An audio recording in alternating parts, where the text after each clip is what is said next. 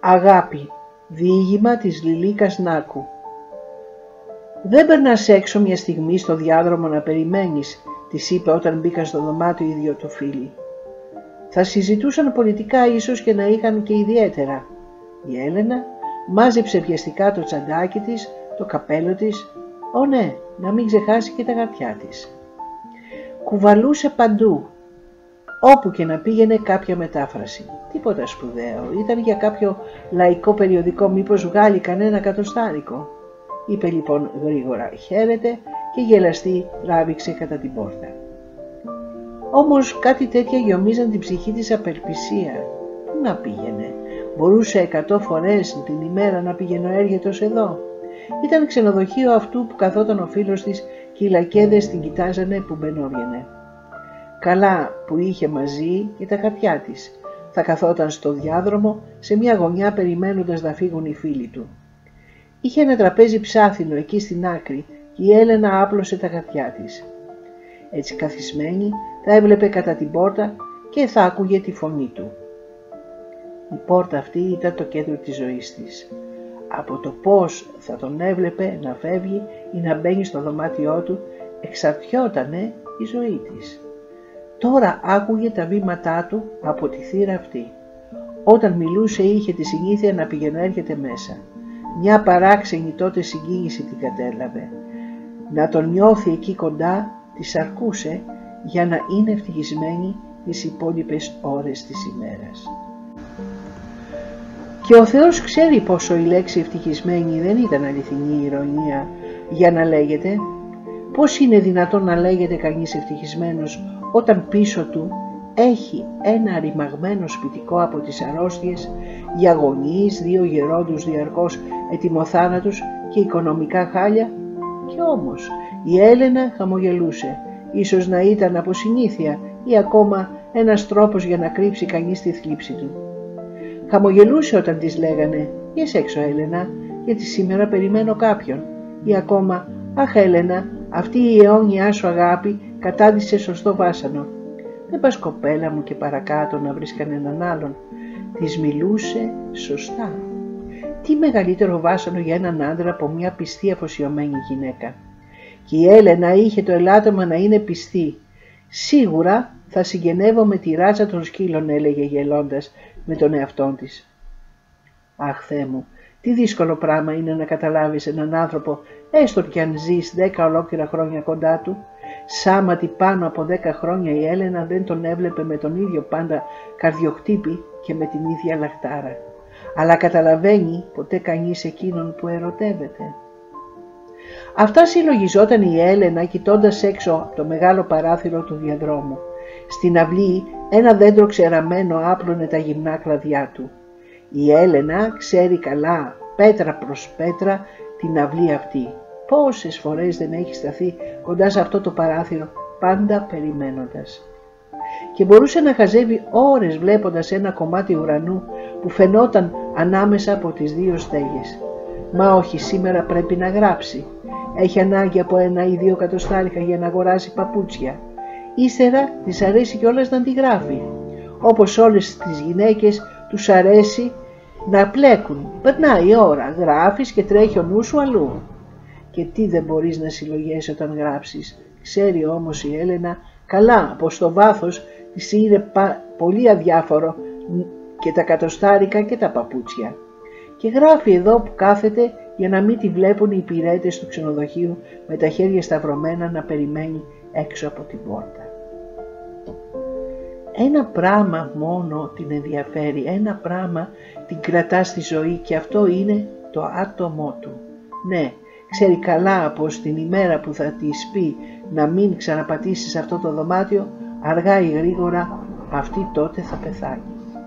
Ξεκινά το πρωί βιαστικά σαν να πιασε το σπίτι φωτιά για να τον ειδεί.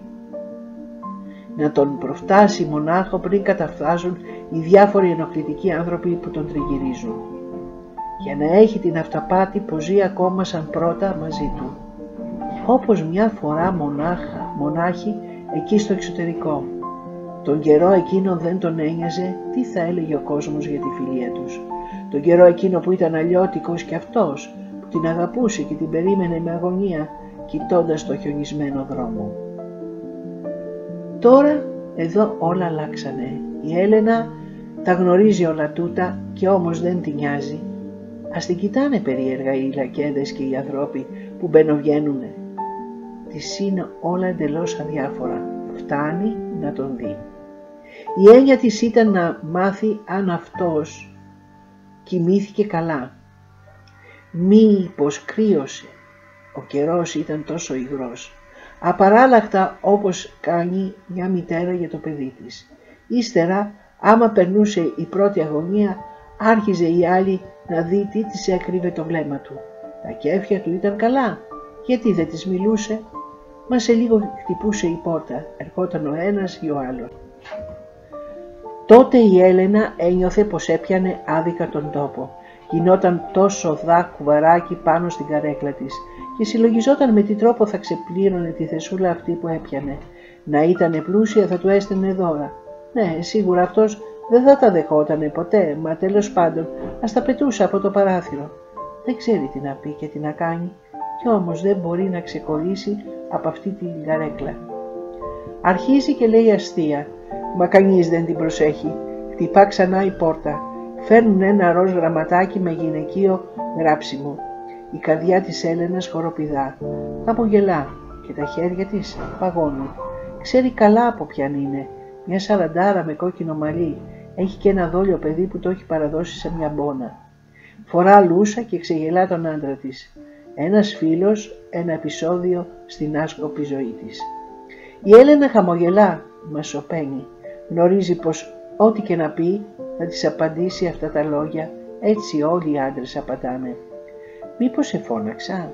Εσύ ήρθες και μ' αγάπησες. Και την αποστομώνει. Τι να απαντήσει κανείς σε κάτι τέτοιο? Και στη γυναίκα την περασμένη θα είπε. Μα εγώ δεν έχω τίποτα με την Έλενα. Μα απολύτως τίποτα.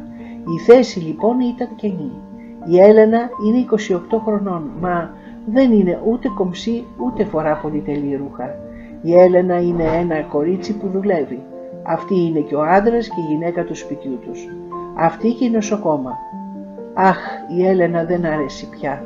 Ο άντρας θέλει τη γυναίκα πάντα χαρούμενη και φρέσκια και η Έλενα έχει πολύ συχνά τα μάτια κλαμμένα. Η κυρία που έστελνε το ροζ φακελάκι ήταν ευτυχισμένη. Είχε άντρα, σπίτι και παιδί. Όλα την αναμένουν. Η Έλενα πάλι δεν έχει που να σταθεί και δεν ξέρει πώς να ξεφύγει τη δυστυχία του σπιτιού της. Όπου βρει ξεπεζεύει.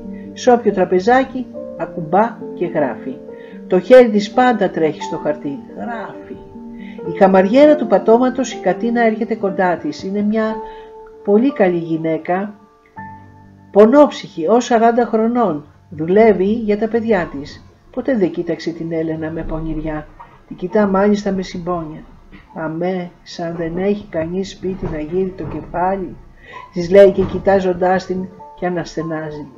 Το βράδυ πάλι σαν βλέπει την Έλενα που φεύγει, της φωνάζει από το φύς. Κουμπόσου κορίτσι μου καλά, κάνει κρύο έξω και εδώ μέσα με το καλοριφέρ. Η καημένη η Κατίνα, η καρδιά της Έλενας πλημμυρίζει τρυφερότητα και θλίψη. Της έρχεται να γύρει το κεφάλι στα γόνατα της λαϊκής αυτής γυναίκας που έχει καρδιά και να κλάψει. Ας είναι καλά. Ας υπάρχουν στον κόσμο τέτοιοι άνθρωποι, με ένα τους λόγο κάνουνε καλό. Άμα πάλι η υπηρέτρια βλέπει την Έλενα λαχανιασμένη να ανεβαίνει τις σκάλες, δεν της λέει τίποτα ποτέ, αν ο φίλος της έχει βγει κιόλας έξω, έτσι για να μην της κόψει τη χαρά. Μια μέρα η Έλενα είδε στο τραπέζι του απάνω 2 άδεια φλιτζάνια, ένα μπουκέτο λουλούδια και χάμω στο πάτωμα μια φουρκετίτσα. Τάκ, χοροπήδησε η καρδιά της και είδα ακόμα το παλιό λεύκομα με τις φωτογραφίες, την περασμένη του ζωή, αφισμένο σε μια καρέκλα. Εκεί μέσα ήταν η Έλενα από 17 χρονών. Σαν την πρωτογνώρισε εκεί στην ξενιτιά. Το παίρνει στα χέρια της και το ξεφυλίζει. Μόλις είχε σηκωμένα τότε τα μαλλιά.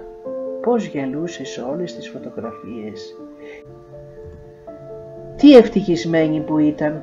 Ξαφνικά όμως Τώρα είδε σκυμμένη πάνω από το λεύκομα την ξένη γυναίκα με το κακό το βλέμμα και πάγωσε. Της φάνηκε πως έσκυβε πάνω στον τάφο μιας ξεχασμένης νεκρής και στα αυτιά της βούιζε η φωνή του. «Καταλαβαίνεις πως σε βαρέθηκα?» «Ναι, έπρεπε να φεύγε, να πήγαινε κάπου μακριά και να πέθαινε μονάχη σε καμιά έρημη φτωχή καμαρούλα με τα χέρια αδιανά». Η Έλενα γράφει, το χέρι της τρέχει πάνω στο λευκό χαρτί και όλο συλλογέται. Η Κατίνα άρχισε να σκουπίζει το δωριάδρομο. Ένας μικρός υπηρέτης πιο πέρα καθαρίζει ένα ζευγάρι παπούτσια σφυρίζοντας. Έξω, πέρα από την αυλή, στο αντικρινό σπίτι, ο ήλιος χτυπά σε ένα παράθυρο. «Αχ, Θεέ μου, να είχε ένα δωμάτιο με φως και ησυχασμένη να δούλευε».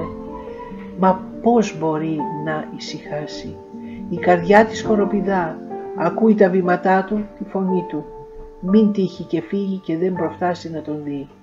Γιατί τότε όλα αλλάζουν όψη, όλα γίνονται άδεια και χάνουν το νόημά τους. Η καρδιά της χοροπηδά και η πόρτα ανοίγει. Μα καθώς ανοίγει, ο αέρας ισορμά δυνατός στο διάδρομο και τη σκορπίζει χάμω τα χαρτιά. Γρήγορα η Έλενα σκύβει να τα μαζέψει. Σαν σήκωσε όμως το κεφάλι, αυτός είχε κιόλας φύγει. Κατέβαινε τις σκάλες. Δεν είχε προφτάσει η Έλενα ούτε καν να τον κοιτάξει και με μιας ρημάχτηκε όλη της ημέρα. Αφήγηση Βάνα Σμπαρούνι.